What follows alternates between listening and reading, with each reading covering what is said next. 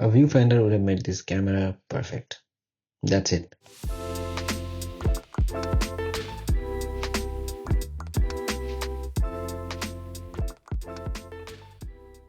This camera is 5 years old at this point. But if I'm being completely honest, this thing takes amazing photos, despite the beginner camera tag. And nearly all of my favorite photos were taken with this camera. So I do have a soft spot for this.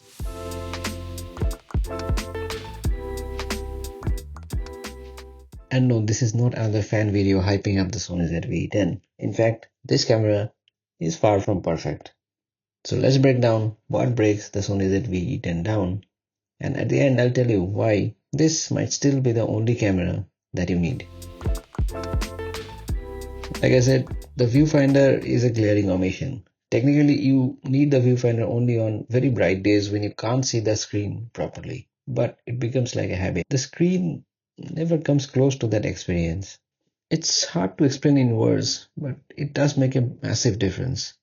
But I would not have been so critical of the absence of the viewfinder if not for the next reason. Now, this camera does not have IBIS, in-body image stabilization. For photography, you might think that is not a big deal, but I think it's literally a crime to market a camera as a vlogging camera and then not give it stabilization. I mean, what are you supposed to do? Put this on a gimbal while vlogging? It's absolutely ridiculous. I don't vlog. I'm horrible at it. Holding a camera up in public and speaking to it is not something I'll be able to achieve in this lifetime. But if this had IBIS, slow shutter photography would have been much easier. I love nighttime slow shutter photos.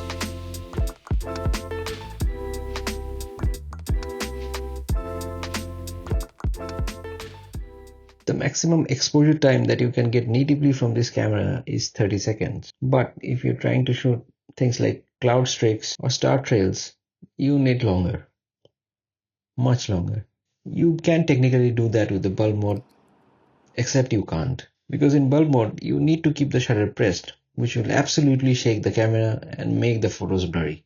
So maybe you can use a wire shutter, except this does not have a removable shutter button. So that option is gone. So the only option left is to use a remote shutter. And Sony does have an app for it, except it's from probably 2010.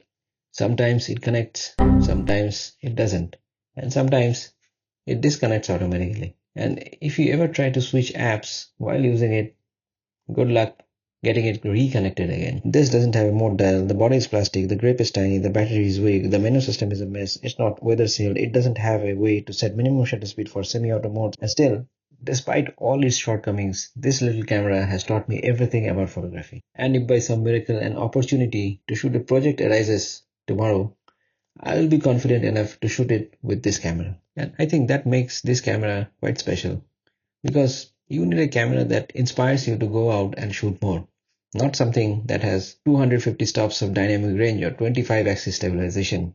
And this camera does that perfectly.